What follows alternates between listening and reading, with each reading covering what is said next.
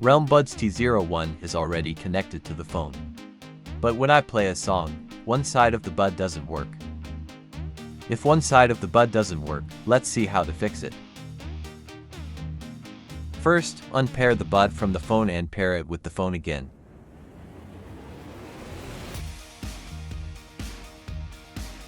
Now check if the bud works.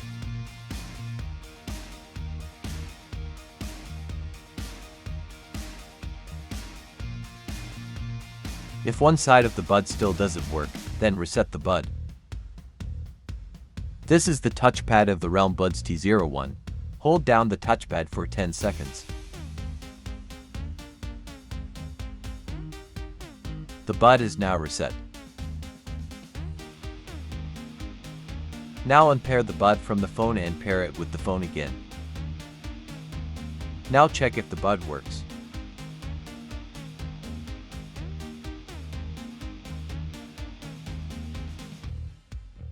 After resetting the buds, both sides of the buds are working. If the bud still doesn't work after doing all this, then charge the bud for 15 to 20 minutes.